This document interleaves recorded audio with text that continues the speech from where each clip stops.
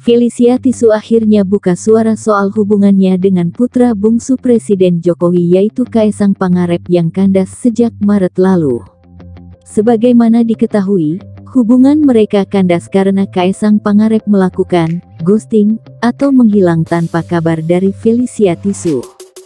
Felicia Tisu pun memberanikan diri untuk membongkar seluruh perlakuan Kaesang Pangarep beserta keluarga Jokowi kepada dirinya untuk menepis hujatan netizen kepada dirinya dan keluarganya.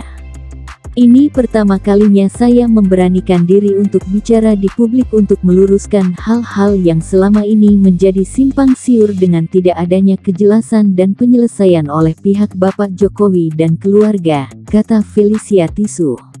Ungkapan tersebut sebagaimana dilihat redaksi dari kanal YouTube Felicia Tisu yang diunggah pada Rabu, tanggal 26 Maret tahun 2021. Akibatnya akhir-akhir ini telah terjadi hujatan kejam yang dilontarkan terhadap saya dan keluarga dengan membawa-bawa isu suku, agama, dan kewarganegaraan, sambung Felicia Tisu. Sambil menahan tangis, Felicia Tisu pun membongkar perlakuan Kaesang Pangarep kepadanya. Pada tahun 2016 Kaesang sempat mengundang Felicia ke keluarga besar Presiden Jokowi. Selama berjalannya hubungan mereka, Felicia mengakui bahwa Felicia beberapa kali diundang ke pernikahan keluarga dan diperlakukan sedemikian istimewa oleh keluarga Jokowi. Bahkan, Kaesang Pangarep pun pernah meminta izin kepada orang tua dan nenek Felicia Tisu untuk meminta restu terhadap hubungan mereka. Dengan keakraban tersebut yang dijalin sedemikian rupa, tentunya kehilangan beliau Kaesang dari kehidupan saya bukanlah hal sepele yang bisa dipertimbangkan seperti beberapa hal politik yang seiring waktu diabaikan, kata Felicia Tisu. Pada akhir Desember tahun 2020, Kaesang Pangarep juga pernah mengatakan secara langsung kepada Felicia Tisu untuk menikahinya, dan juga Kaesang telah meminta restu kepada Jokowi dan orang tua Felicia. Sayangnya Felicia mengatakan, 2 minggu kemudian Kaesang Pangarep menghilang dan memblokir seluruh media sosialnya sehingga membuat Felicia sangat terpukul dan mencoba untuk menghubungi Kaesang dan keluarga Jokowi. Saya pun tetap berusaha untuk menulis surat tangan yang dikirim langsung kepada Bapak Joko Widodo. Isi surat tersebut meminta untuk hal ini diselesaikan secara kekeluargaan karena dampaknya akan sangat berat bagi saya, kata Felicia. Namun, Felicia menyayangkan bahwa surat terbuka tersebut sama sekali tidak direspon oleh Presiden Jokowi dan Felicia pun mengharapkan etika baik dari pihak keluarga Jokowi untuk menyelesaikan hal ini secara kekeluargaan. Dia mengatakan pihak Jokowi yang diam selama ini yang membuatnya dibully. Dengan tidak adanya etika baik Bapak Jokowi dan keluarga, telah memberikan peluang untuk orang-orang di sosial media untuk menggoreng dan menghujat saya, ibu dan nenek saya. Sampai saya dihujat secara ras dan agama, suku kewarganegara, dengan kata-kata kotor yang merendahkan harga diri saya sebagai wanita, tegasnya. Jadi bagaimana menurut Anda? Ini pertama kalinya saya memberanikan diri untuk berbicara di publik, untuk meluruskan hal-hal yang selama ini menjadi simpang siur dengan tidak adanya kejelasan dan penyelesaian oleh pihak Bapak Jokowi dan keluarga. Akibatnya, akhir-akhir ini telah terjadi hujatan kejam yang dilontarkan terhadap saya dan keluarga dengan membawa isu suku, agama, dan kewarganegaraan. Setelah memilih untuk diam selama ini, saya rasa ini tidak bisa terus dibiarkan. Hujatan harus dihentikan dan publik harus mengetahui apa yang terjadi sebenarnya. Pada tahun 2016, saya diminta oleh putra bungsu Bapak Jokowi untuk bertemu dengan beliau dan Ibu Iriana, dan juga sempat diperkenalkan kepada keluarga besar beliau. Sejak berjalannya hubungan antara saya dan putra beliau, sudah beberapa kali diundang untuk menghadiri acara keluarga besar beliau, seperti pernikahan Mas Rio dan Mbak Ayang. Dalam acara tersebut, saya disediakan tempat tinggal di kediaman Mas Gibran selaku putra sulung beliau dan Mbak Selvi selaku istrinya. Saat itu saya sempat bertemu juga dengan Bude dan Pak D. selaku kakak dan kakak ipar dari keluarga Ibu Iriana. Dengan pihak keluarga saya pun, putra beliau sudah meminta izin kepada orang tua dan nenek saya dan sering bertemu untuk menjalin hubungan yang baik. Dengan keakraban tersebut yang dijalin sedemikian waktu, tentunya kehilangan mendadak putra beliau dari kehidupan saya bukanlah hal sepele yang bisa dipertimbangkan dan diperlakukan seperti beberapa hal politik yang sering waktu diabaikan dengan cara mendiam.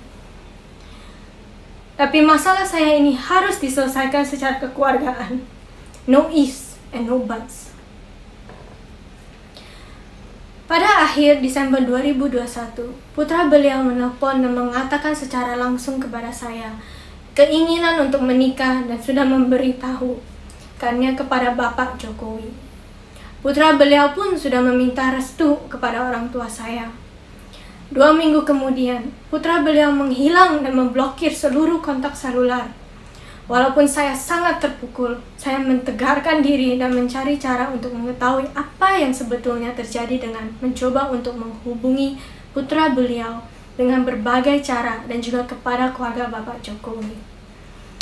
Tapi dengan sesatnya, tidak ada satupun yang merespon dan Ibu Riana pun mengganti kontak selularnya. Satu-satunya pembicaraan yaitu dengan Bude yang sempat kaget kepada perilaku putra beliau. Pada waktu itu, saya dianjurkan untuk tidak mengosongkan pikiran dan disampaikan bahwa Bude yang akan coba cari tahu dari keluarga beliau. Namun, setelah 2 hari kemudian, pada saatnya saya WhatsApp kepada Bude, dia pun tidak merespon balik. Alangkah anehnya. Dan yang lebih kejam lagi, putra beliau tetap aktif di sosial media Twitter. Tetapi saya diabaikan begitu saja tanpa kabar dari semua pihak keluarga Bapak Jokowi. Namun dengan demikian saya pun tetap berusaha untuk menulis surat tangan yang dikirim langsung dari Singapura ke Indonesia dengan tujuan kepada Bapak Joko Widodo. Isi surat tersebut meminta untuk hal ini diselesaikan secara kekeluargaan karena dampaknya akan sangat berat bagi saya apabila tidak ada penjelasan dan penyelesaian dari pihak beliau. Sebagai wanita sederhana, saya tidak ingin kehidupan pribadi saya menjadi konsumsi media, apalagi ditambahi oleh hujatan-hujatan yang seharusnya tidak terjadi. Namun, sayangnya surat itu pun tidak direspon. Dengan situasi tersebut, saya tetap memilih untuk diam tanpa memberitakan apapun ke media. Walaupun banyaknya media-media yang coba untuk mencari tahu, saya tetap berharap ada etika yang baik dari pihak keluarga beliau untuk menyelesaikannya secara kekeluargaan. Tetapi di saat putra beliau menghilangkan semua foto-fotonya di halaman Instagramnya, berita mulai muncul. Nenek saya yang sudah berusia 84 tahun menelpon untuk bertanya. Namun saya hanya bisa menyampaikan, belum tahu Ama, tapi jangan khawatir ya. Karena saya mengkhawatirkan kesehatannya. Tetapi nenek saya tetap menempuh perjalanan ke Istana Bogor untuk mempertanyakan ada apa sebetulnya dengan putra beliau. Sayangnya, perjalanan itu sia-sia. Dinding istana begitu tebal dan tidak ada seorang pun yang menjawab pertanyaan nenek saya. Akhirnya, badai tidak bisa lagi terbendung. Pada tanggal 7 Maret 2021, 2 hari sebelum perayaan ulang tahun saya, saat media online mengungkapkan foto kebersamaan putra beliau dengan sosok wanita yang saya kenal sebagai karyawan perusahaannya. Mulai saat itu, foto-foto mesranya mulai beredar luas di media online, dipertontonkan kepada publik. Disitulah ibu saya merasakan dengan pedihnya bahwa anak putri satu-satunya telah dikhianati oleh putra beliau dan perilaku kejitnya diperbolehkan oleh beliau sendiri dan keluarga. In all honesty, it was an immense blow for me and of course my parents who saw me in distress and confusion. They could not bear to see me treated with such unfairness, Dan makanya ibu saya yang pertama mengutarakannya melalui Instagram pribadinya. Niatnya bukan untuk memperkeruh, tetapi karena tidak ada jalan lain lagi. Satu-satunya adalah menyampaikan perasaan hati dalamnya bahwa putrinya telah diperlakukan secara tidak wajar. 5 tahun hubungan saya dengan putra beliau bukanlah waktu yang singkat. Saya sangat terpukul dan tidak bisa berkata apapun.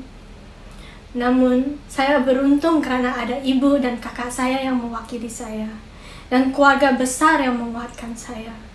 Beberapa bulan sudah berlalu, dan saya berusaha untuk membangkitkan diri dan menjalankan hidup baru saya ini.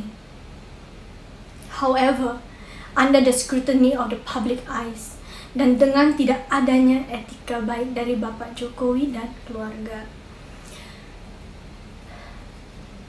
telah memberikan peluang untuk orang-orang di sosial media untuk menggoreng dan menghujat saya dan keluarga, seperti ibu dan nenek saya, sampai saya pun secara langsung dihujat secara ras, agama, suku, keluarga negaraan, dan juga dengan menggunakan kata-kata kotor yang merendahkan harga diri saya sebagai wanita.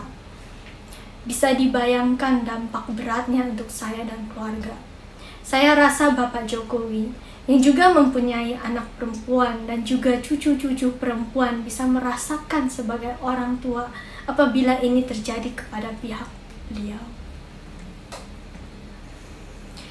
Saya ingin tegaskan, ini bukan masalah jodoh atau tidak berjodoh, ini tapi masalah etika dalam penyelesaian masalah kekeluargaan. Saya ingin bisa menjalankan hidup saya dengan legowo, tanpa selalu diusik. Karena tidak ada penyelesaian baik dari pihak beliau, maka saya harus berbicara yang sebenar-benarnya kepada publik agar saya dan keluarga tidak dipertanyakan lagi satu persatu, apalagi diusik dengan hujatan yang kejam.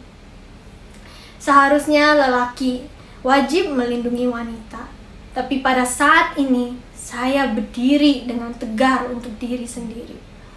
Seperti yang dikatakan almarhum Gus Dur, sosok pemimpin moderat yang sangat saya kagumi.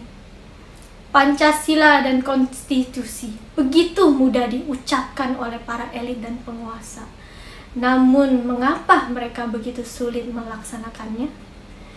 Sebelum saya mengakhiri video ini, saya ingin mengucapkan selamat Hari Waisak bagi seluruh umat yang merayakannya. Terima kasih.